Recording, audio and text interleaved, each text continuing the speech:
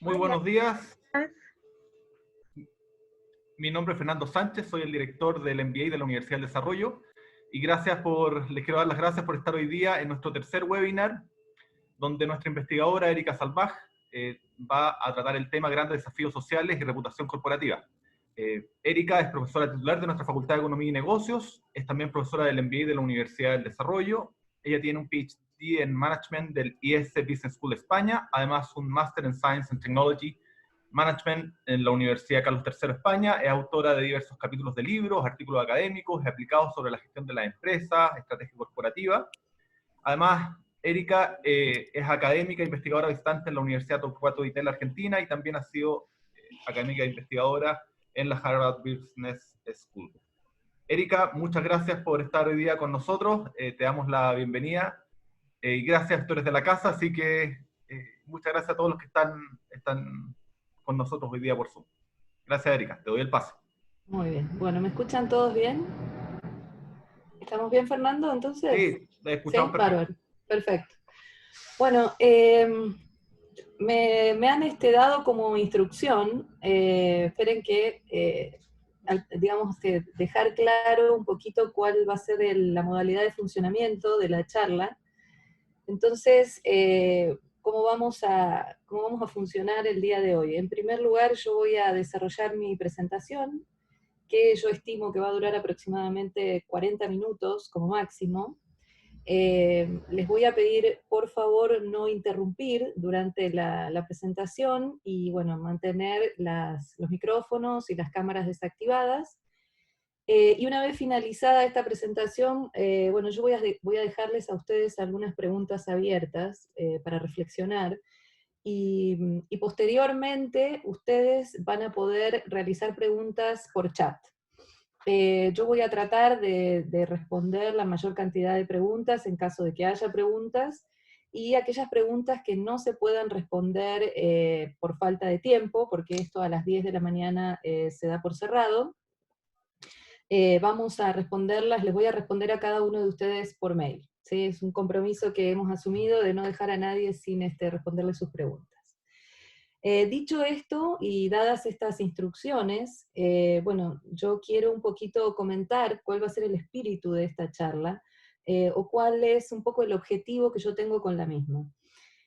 En primer lugar, y dado un poquito la situación en la que estamos todos inmersos, yo quiero invitarlos a todos ustedes en esta charla a mirar un poco en el largo plazo, ¿no?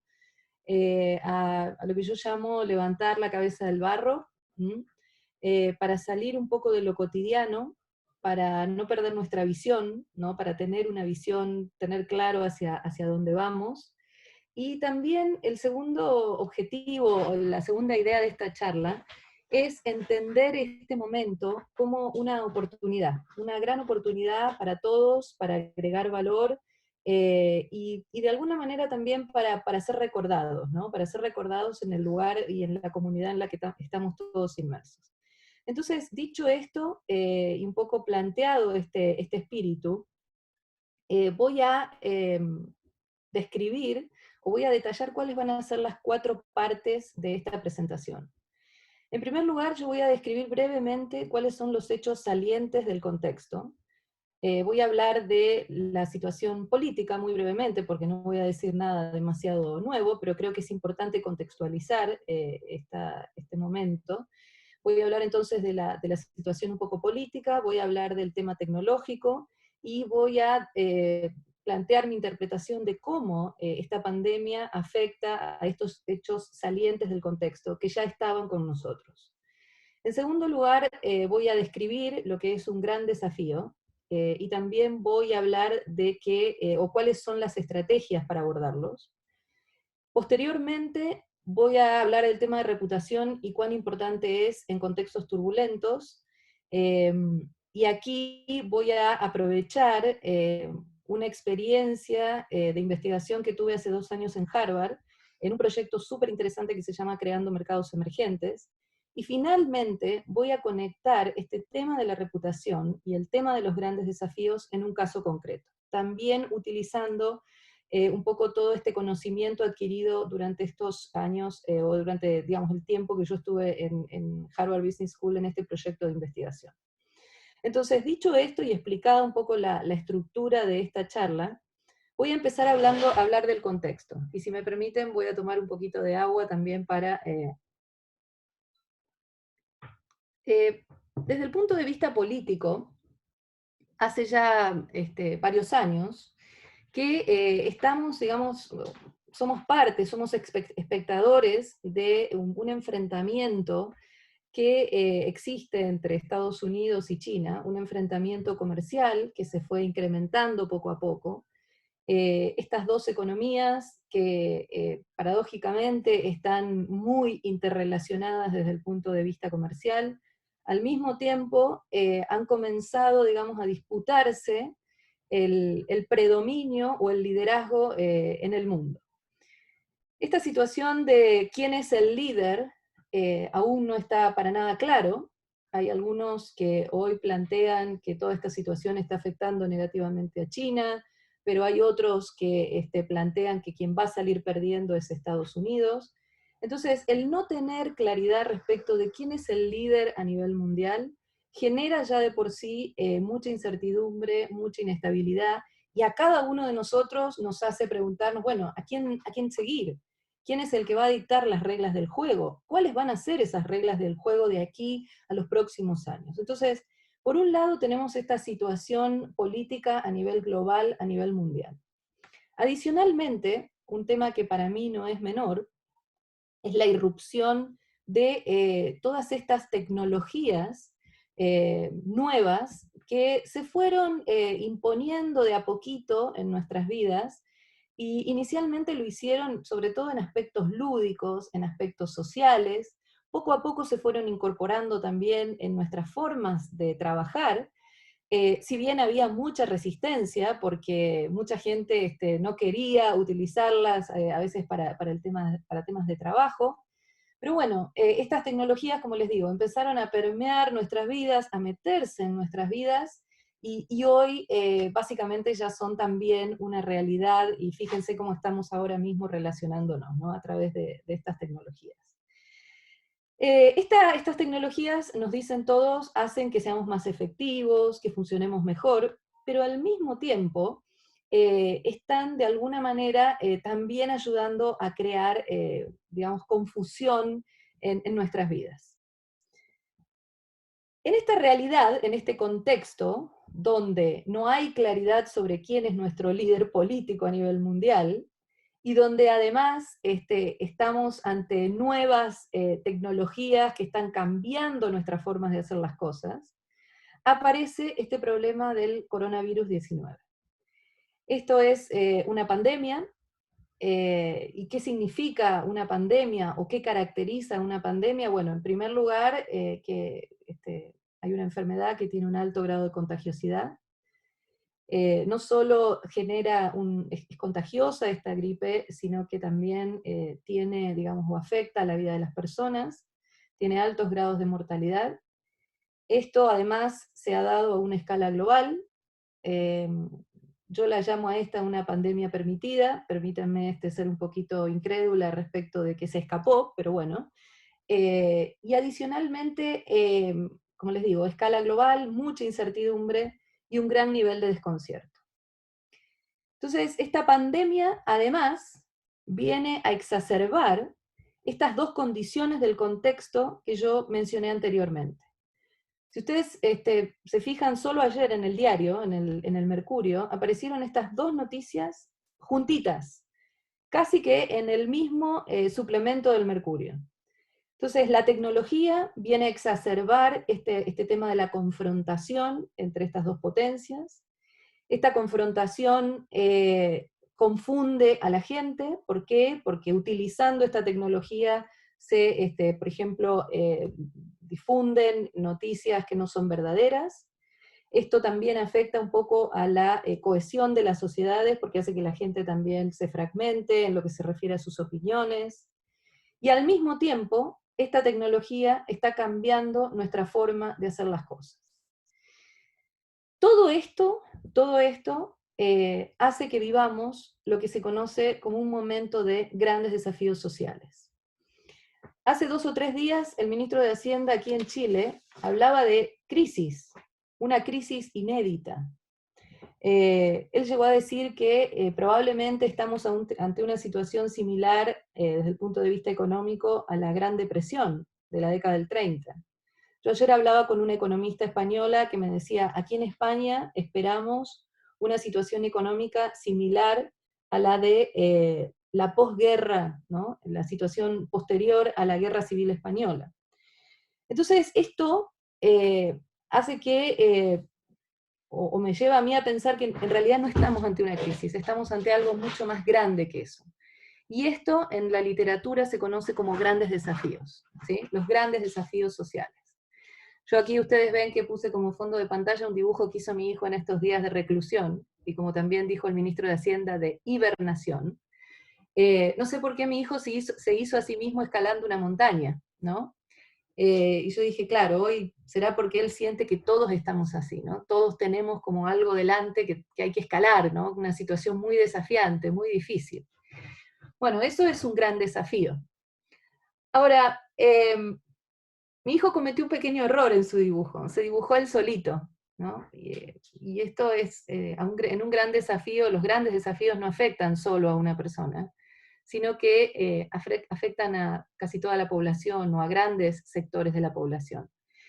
No sé si ustedes vieron The Economist la semana pasada, cuando empieza el suplemento The Economist describiendo los números de este momento que estamos viviendo, ¿no? Y era impresionante ver que, por ejemplo, las economías que representan el 50% del PIB mundial están completamente cerradas.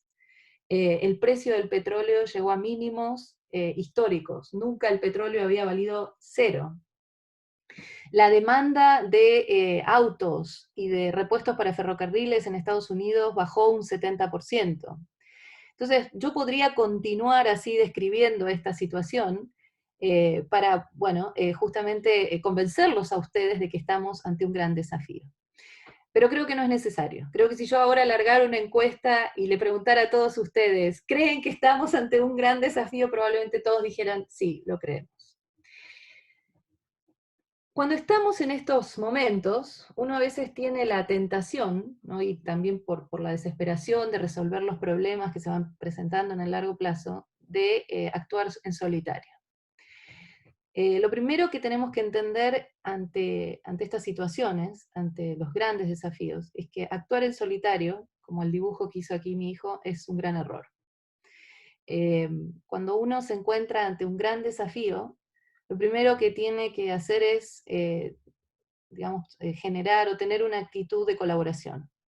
Ante un gran desafío, uno, repito, no debe actuar en solitario, no debe perder el tiempo en buscar respuestas solo, y menos aún aplicar recetas del pasado.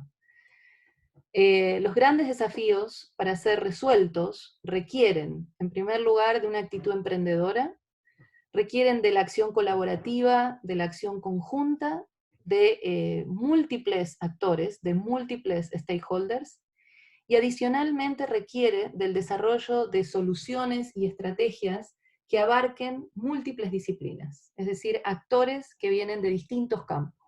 Un gran desafío nunca se puede enmarcar dentro de una sola área del conocimiento o de una sola disciplina. Entonces, lo primero que tenemos que entender cuando estamos en estas situaciones de grandes desafíos sociales es que tenemos que desarrollar una actitud, repito, colaborativa, una actitud positiva, para integrar a múltiples actores con diferentes visiones que también quieren resolver este problema.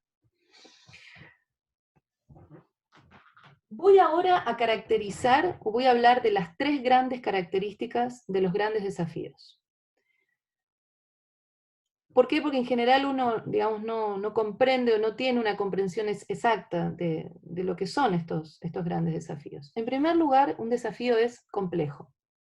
¿Qué significa esto? Significa que en los grandes desafíos empiezan a darse interacciones, asociaciones, dinámicas que no son para nada lineales, el surgimiento simultáneo de diversas preocupaciones, de distintos criterios de evaluación, de formas de entender la realidad muy diversas, y que además no necesariamente estos entendimientos confluyen.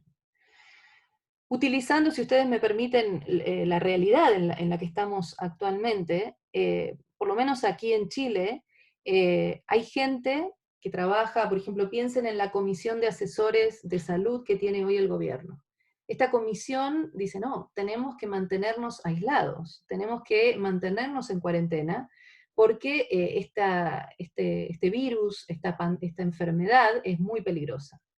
Pero al mismo tiempo hay voces desde el área productiva, desde la economía, que están diciendo, no, un momento, no podemos seguir parando la economía de esta manera, porque esto va a traer problemas aún mayores. Y si escuchamos a los psicólogos, ellos están diciendo, esto está teniendo un impacto emocional que nos va a pasar factura en el futuro. Entonces, hay distintas maneras, formas de entender esta realidad, y preocupaciones diversas, y ellas no confluyen. El segundo aspecto de los grandes desafíos es que generan una incertidumbre brutal. Es decir, que aquí los actores difícilmente puedan prever o definir los estados futuros posibles del mundo. Ayer también revisando el diario, ¿no? Revisando el Mercurio, me sorprendí porque a cada rato escuchaba la palabra o leía la palabra nueva normalidad. ¿Cuál es la nueva normalidad? Nadie lo sabe, todo el mundo opina, esto va a ser así, esto va a ser de otra manera, pero nadie sabe realmente cómo se va a constituir, cómo se va a cristalizar esa nueva realidad. Entonces, los grandes desafíos son inciertos. Y finalmente, los grandes desafíos son evaluativos y son multidisciplinares. Porque como les decía antes, es muy difícil enmarcarlos o categorizarlos desde una sola perspectiva. Los grandes desafíos, digamos que rompen las fronteras convencionales de las profesiones. Dicho esto, que estas son las características de los grandes desafíos, la siguiente pregunta que yo tengo para ustedes es, bueno, ¿cuál es, ustedes creen que es, no tienen que contestármela, pero ¿cuál creen que es la mejor actitud? ¿Cómo debemos pararnos ante los grandes desafíos? Y aquí, si me permiten, voy a utilizar una frase de uno de los líderes, si no es el líder más importante que tuvo la humanidad. Frente a un gran desafío, tenemos que ser como niños. Sean como niños. ¿Qué significa ser como niños? Un niño tiene una tremenda capacidad para aprender. Un niño se para ante la realidad, ¿sí? Sin preconceptos, sin ideas preconcebidas. Y como les decía antes, tiene una postura de indagación, de reflexión, de experimentación continua. Esa debe ser nuestra actitud en este momento. En este momento tenemos que pararnos frente a la realidad como niños, como si no supiéramos nada, como si todo lo que aprendimos antes no sirve. Tenemos que empezar de cero. Entonces, dicho esto, o explicada un poco esta actitud que debemos tener frente a los grandes desafíos, tenemos que trabajar en 3 estrategias fundamentales. Estas 3 estrategias al mismo tiempo son complementarias. La primera estrategia que hay que desarrollar frente a un gran desafío es lo que yo denomino estructuras participativas en red, es decir, plataformas que permitan que diversos actores con diversas perspectivas puedan colaborar para crear soluciones. Aquí el riesgo que uno tiene cuando empieza a sumar actores diversos es que haya conflictos. Y adicionalmente que algunos actores con una visión común quieran imponerse sobre los otros. Esto es un gran error, y quien lidera estas estructuras participativas que están, digamos, buscando soluciones a los grandes desafíos, tienen que ir monitoreando permanentemente que esto no suceda. Al mismo tiempo, además de evitar el conflicto, hay que mantener el compromiso.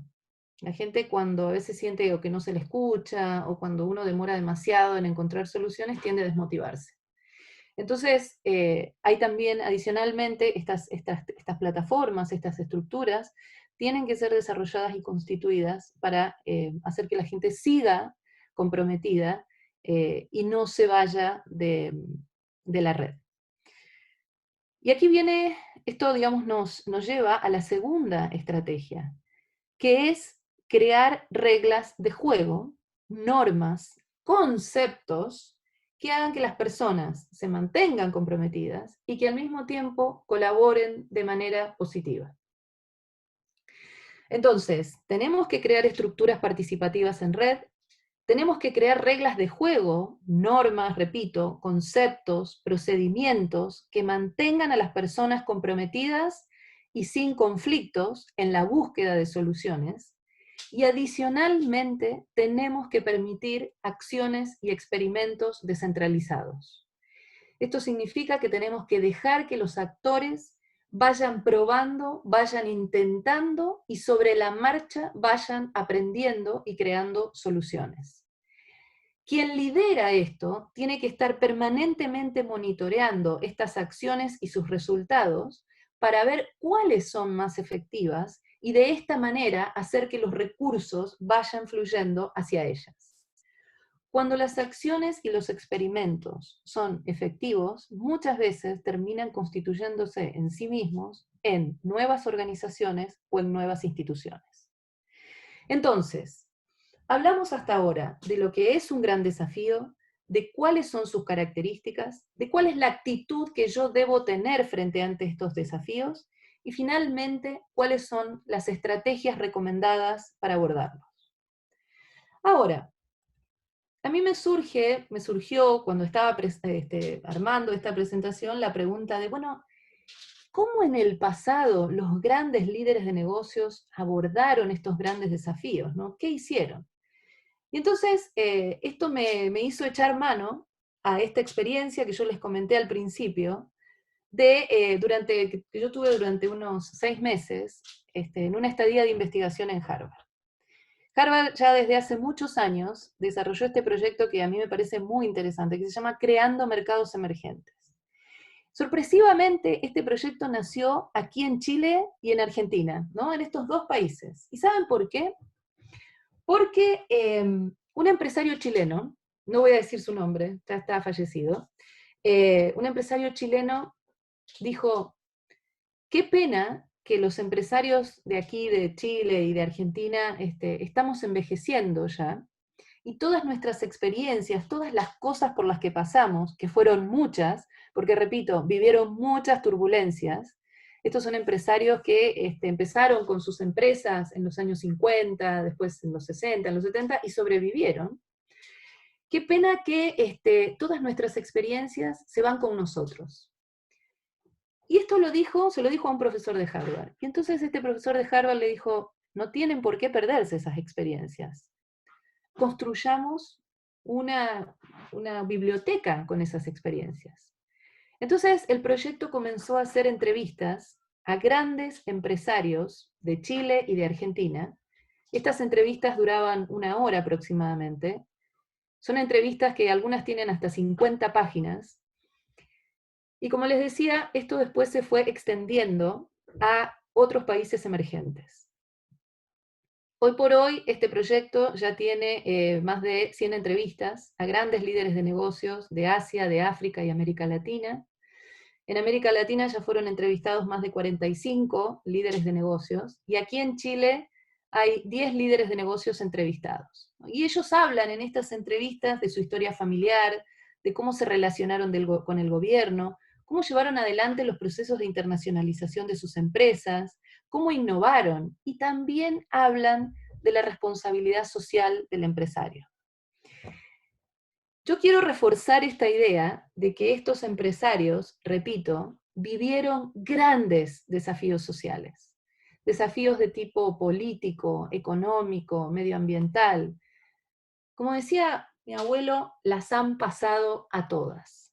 Entonces, yo creo que tenemos algo que aprender de ellos, ¿no? Y ustedes aquí ven las entrevistas de o quienes fueron entrevistados aquí en Chile. Está Ricardo Claro, Andrónico Luxich, Reinaldo Solari, Horst Polman, Roberto D'Andraca, Roberto Angelini, Rafael Guilizasti, Jorge Marín Correa, Sven von Appen y Eleodoro Mate.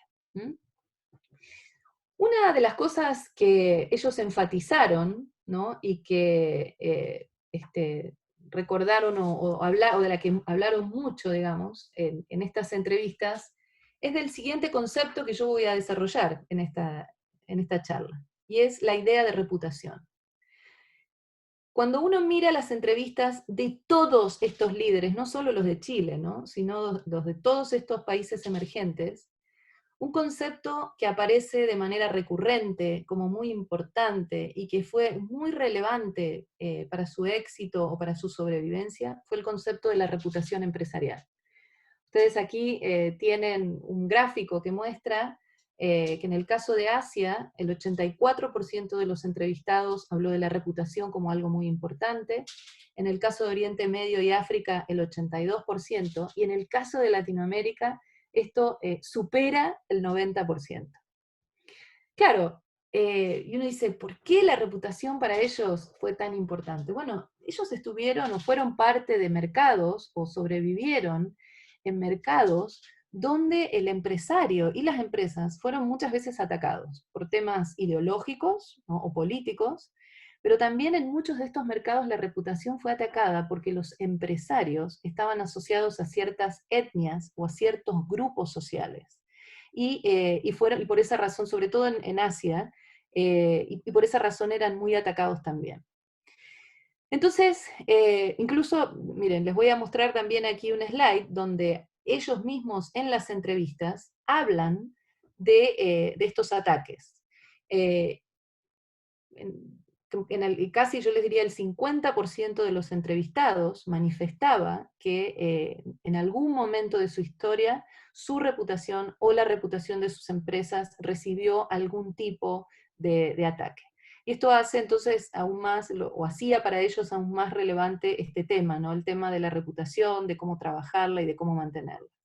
Yo aquí les comparto unos breves comentarios o unas breves reflexiones de estos entrevistados respecto de los ataques o de los embates que ellos recibieron a lo largo de su historia. Por ejemplo, Murat Bargi de Turquía decía, un problema fue el ambiente político.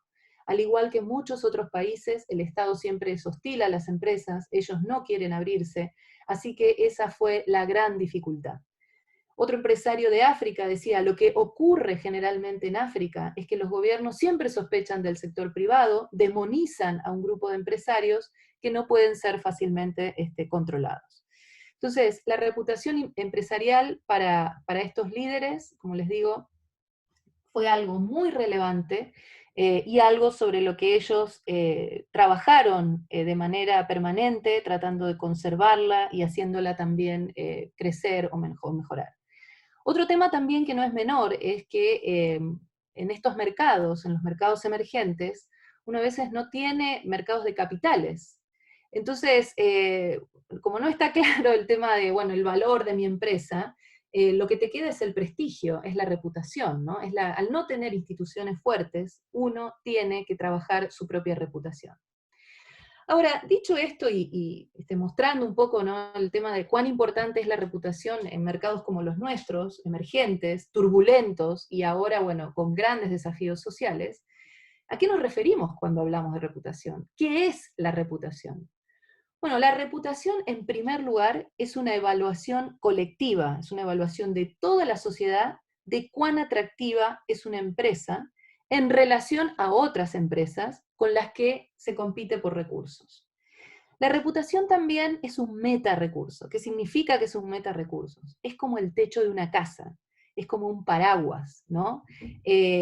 ¿Por qué? Porque permite potenciar a otros recursos que tiene la empresa, como su base de clientes, como el conocimiento, como el compromiso de sus colaboradores.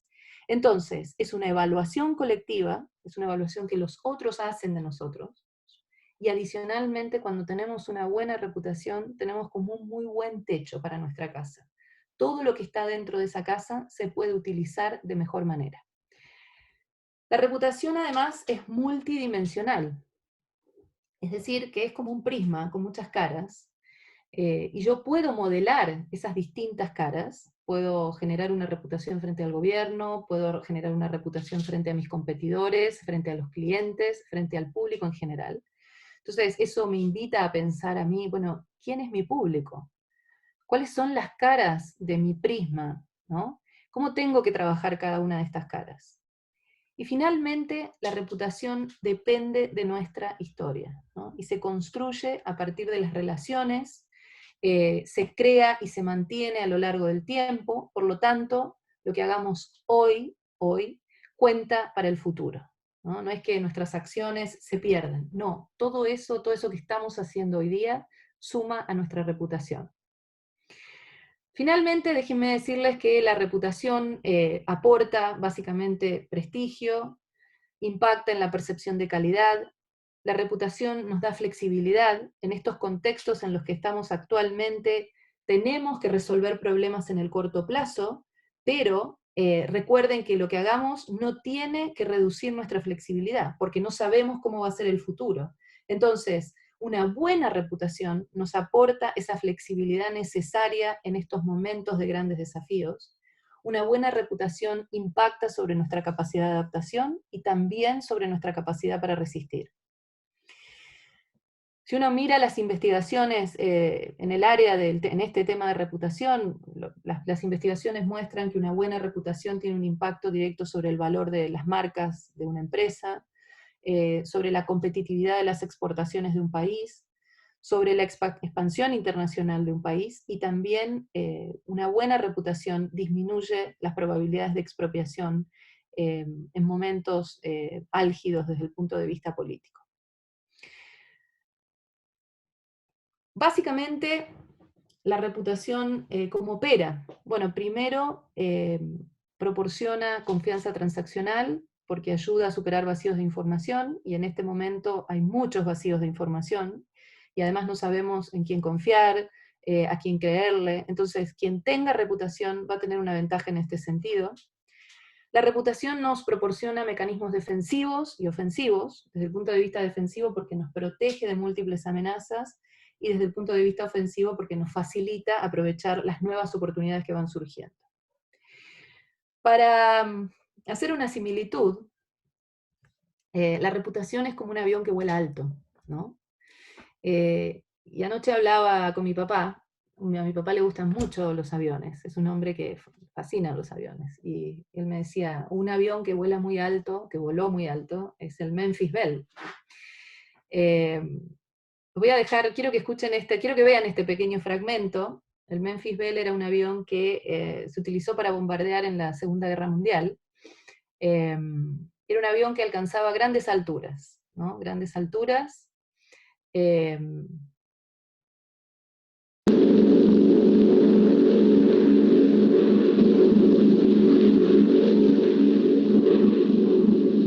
and higher into the lightless stratosphere, until the exhaust of the engines mixing with the cold, thin air condenses and streams the heavens with vapor trails.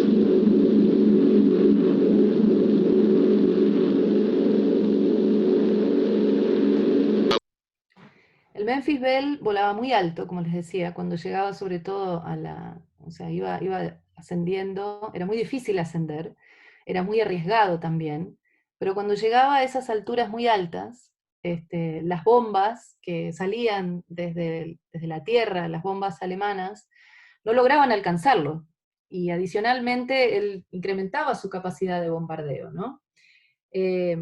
Puffs of smoke. Only each puff is a shell exploding, throwing shrapnel around the sky. Exactly the range, accurate flak by radio prediction. 5 miles down, Nazi anti-aircraft batteries have calculated the altitude, speed, and course. Where will the next one hit? You try not to be there.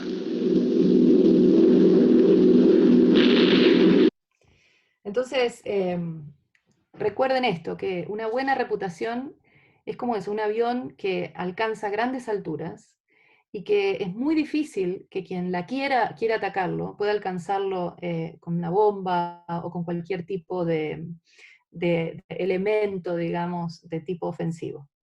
Ahora, a mí me gustaría pasar a la última parte de la presentación, que es básicamente, o el objetivo aquí es conectar, usando nuevamente estos ejemplos de los grandes empresarios en mercados emergentes, que repito, tuvieron que enfrentar grandes desafíos, cómo ellos construyeron esa reputación.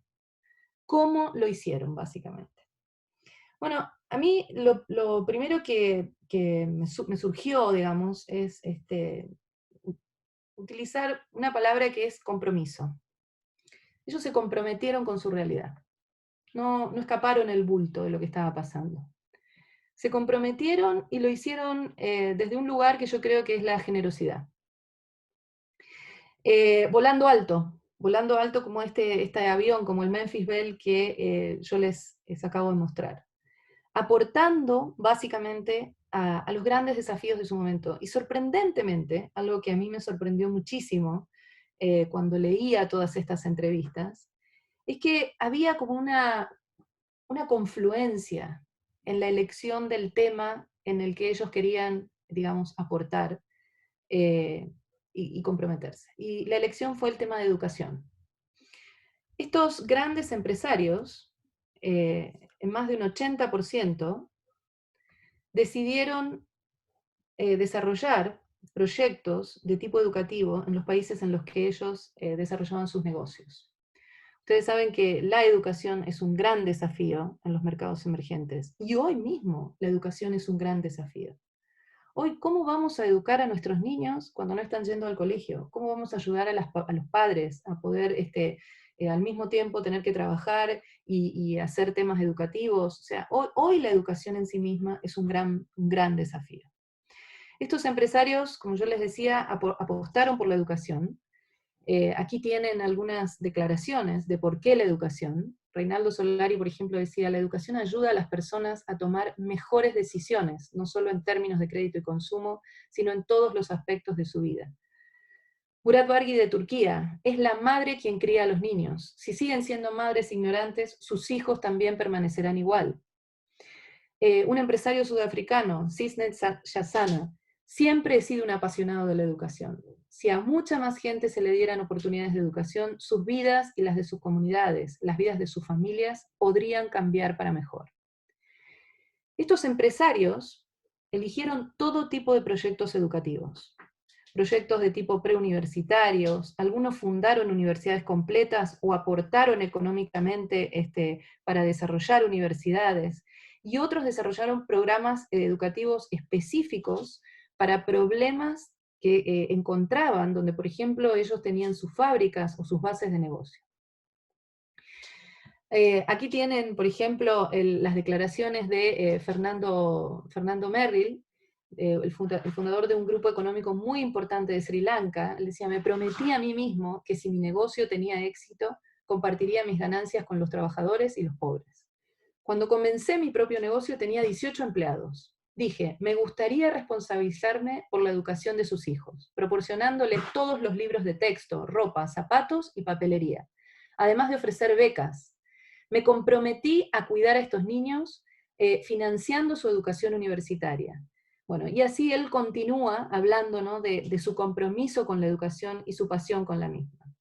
Amalita Fortabat, una empresaria muy importante de Argentina: la educación y la salud siempre fueron una especie de vocación que tuvimos. Construimos una inmensa escuela técnica en la ciudad de La Barriga. Entonces, ustedes pueden aquí ver cómo estos empresarios se alinearon o empezaron a trabajar en pos de un gran desafío que es la educación, y que, por supuesto, esto tuvo un impacto directo sobre su reputación. Yo hice un experimento el otro día en este tema, ¿no? A mí me llegó un WhatsApp, este WhatsApp que ustedes ven aquí, de Amazon. No sé si lo pueden leer todos, pero básicamente lo que hizo Amazon fue suspender la suscripción o el pago por libros e historias de audio para niños y estudiantes. Yo puse a mi hijo más chico a escuchar uno de esos audios, fascinado, era como si le contaran un cuento. Estuvo 1 hora escuchando cuentos.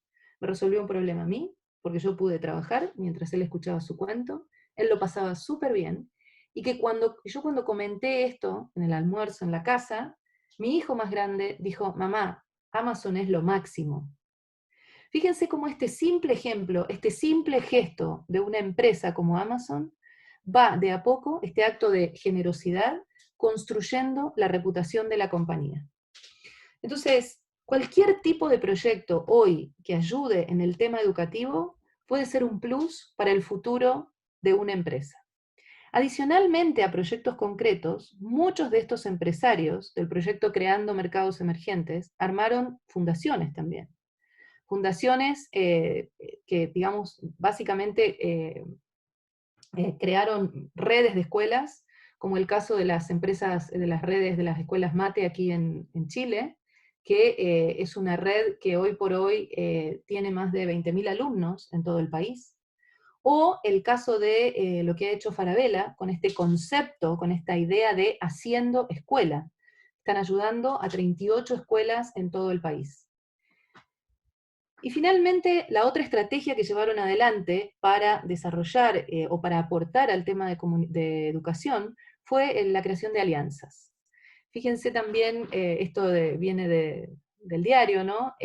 La red de escuelas líderes es una alianza donde participa Minera Escondida, la Fundación Educacional Arauco, la Fundación Chile y el Mercurio, y ellos básicamente lo que hacen es buscar escuelas y liceos con proyectos innovadores que estimulen el aprendizaje en contextos vulnerables. Entonces, este ejemplo concreto, el ejemplo muestra cómo estos grandes líderes de negocios se comprometieron con un gran desafío social, como fue la educación, y este compromiso fue fundamental para la construcción de su reputación. En este ejemplo, uno puede ver además cómo se cumplieron o se utilizaron las 3 estrategias complementarias que yo mencioné al principio de la presentación. Estructuras participativas en red, el caso de la sociedad de instrucción educativa que tiene la familia Mate. Es una red de escuelas donde participan municipalidades, donde participan asociaciones locales y por supuesto donde participa gente del área educativa. La creación de conceptos que hagan que la gente se quiera involucrar, que la gente quiera participar. El concepto que utiliza la familia Solari, haciendo escuela. ¿Quién no quiere ser parte de un concepto así? Yo quiero ser parte del concepto haciendo escuela, quiero ayudar. Y finalmente, el llevar adelante acciones y experimentos descentralizados, como en el ejemplo que acabo de mostrarles, ¿no? Estar buscando permanentemente aquellos experimentos, aquellas escuelas innovadoras que lo están haciendo bien, para colocar ahí, seguir colocando más recursos, para que sigan aún mejorando más e innovando más. Entonces, para ir cerrando, es muy importante en mercados emergentes con grandes desafíos sociales, pensar en el concepto de reputación empresarial. Saquemos el barro de la cabeza hoy y pensemos en nuestra reputación. Pensemos en la reputación de nuestras organizaciones, en este meta recurso. ¿Qué queremos dejar? ¿Cómo queremos ser recordados en la historia? Para eso, involucrémonos, yo los invito a involucrarse, a comprometerse, a ser generosos con los grandes desafíos. Un ejemplo fue la educación. ¿Cómo? ¿Cómo hacerlo? Con cosas concretas, fundaciones, generando alianzas, generando colaboración, sacando ideas tan simples como la de Amazon. Démosle acceso a los cuentos a todos los niños del mundo. Eso va digamos, a volver en un incremento de nuestra reputación, en este meta recurso que permite activar y utilizar de mejor manera todos los otros recursos que poseemos. Para cerrar esta breve charla, yo quiero dejarles algunas preguntas, quiero invitarlos a soñar, quiero invitarlos a construir ese mundo que se viene, ojalá sea un mundo mejor para todos, y como les digo, les dejo hoy estas 3 preguntas para que ustedes las piensen este fin de semana, esta noche antes de sus oraciones, porque yo sé que ahora hay mucha más gente rezando que antes. Les voy a hacer un comentario. Hablaba con un empresario mexicano que me dijo que contrató a un sacerdote jesuita. Recibió 2.000 solicitudes de sus empleados, solamente como un dato. ¿Cuál es hoy tu gran desafío? ¿Cuál es hoy el gran desafío de tu organización? ¿Qué actos de generosidad concretos de tu parte podrían ayudar hoy a encontrar respuestas a estos grandes desafíos y que al mismo tiempo mejorarían tu prestigio y la reputación de tu organización? ¿Qué actos de generosidad los harían a ustedes quedar en la historia? Con esto yo doy por terminada la charla, les agradezco el tiempo y la atención. No sé si hay preguntas.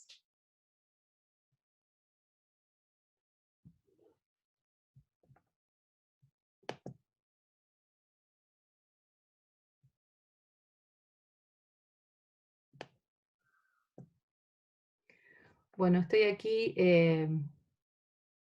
Mientras les aclaro que ustedes van a tener una encuesta, mientras yo voy revisando el chat y voy viendo las preguntas, y por supuesto voy a tratar de contestarlas.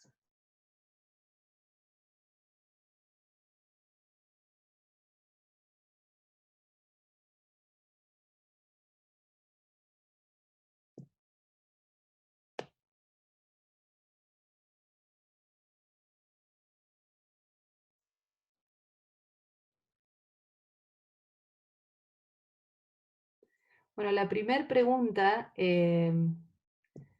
aquí no tengo el nombre, agradezco, ¿no?, esta pregunta, y me pregunta dice si hay mujeres entre estas mujeres, entre estos entrevistados. Sí hay mujeres, pero no hay mujeres chilenas aún. Es una buena pregunta y yo creo que también es una buena invitación a que incorporemos en las entrevistas a mujeres chilenas. Sí puedo decirte que hay mujeres colombianas, hay mujeres argentinas, eh, pero no, hay mujeres de la India, pero efectivamente no hay mujeres chilenas. Pero bueno, ya se incorporarán.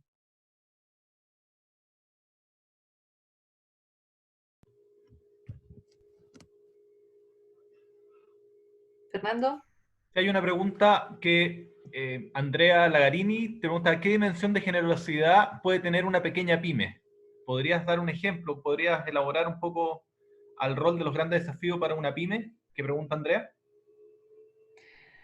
A ver, yo creo que la generosidad, cuando yo me refiero a la palabra generosidad, no es solamente generosidad financiera o de recursos. Yo entiendo que las pymes están más limitadas actualmente, que tienen muchísimas dificultades para sobrevivir, pero aquí estamos hablando de generosidad de ideas, generosidad a veces de actos pequeños. No sé si ustedes tuvieron la oportunidad de ver una película que yo con esto del encierro la vi, que se llama El niño que domó el viento. ¿Mm? Es una película que yo los invito a ver porque es una historia real, está basada en África, eh, y, y básicamente muestra cómo, a pesar de la absoluta escasez en la que viven, un pequeño acto de generosidad del padre, que para el papá fue enorme, porque dio todo lo que tenía en ese momento, generó un cambio radical en una comunidad y también marcó el destino y el futuro de su hijo. Entonces, hoy las pymes, por supuesto que tienen ámbitos en los cuales ser generosos. Todos tenemos algo que aportar, todos. Excelente.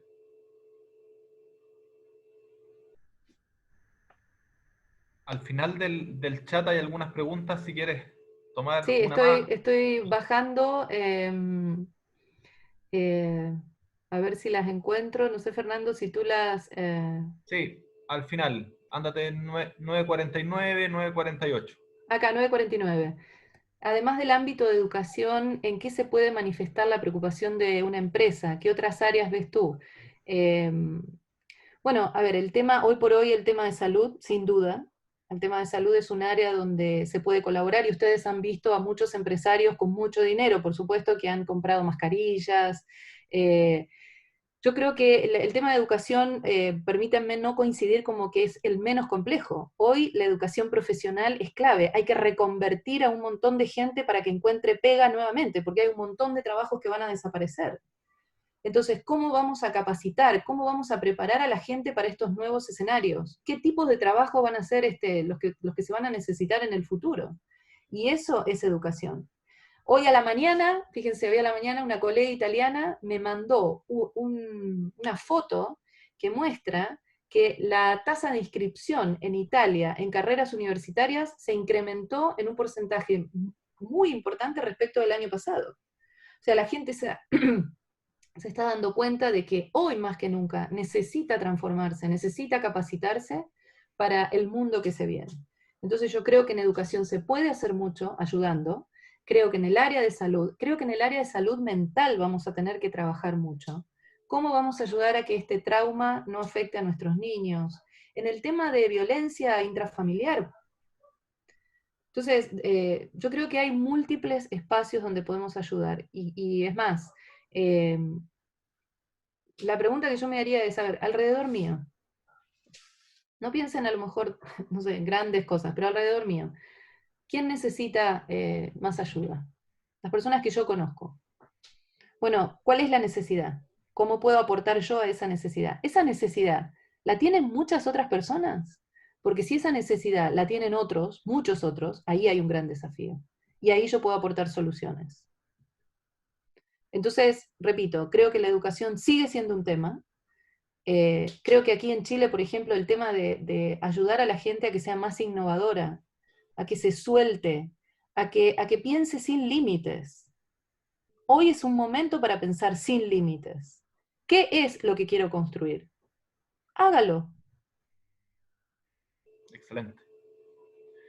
Juan Nazar pregunta, ¿ser generoso es como ser un negociado cooperativo? ¿Cómo se lidia en entornos altamente competitivos? ¿No es una triste desventaja?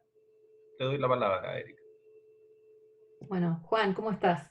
En entornos altamente competitivos, yo lo que te puedo decir en este momento es que uno tiene que tratar de generar espacios de colaboración, porque repito, uno no gana solo en esta partida. Uno necesita equipos. Entonces, evidentemente hay una competencia, pero tenemos que unirnos para colaborar.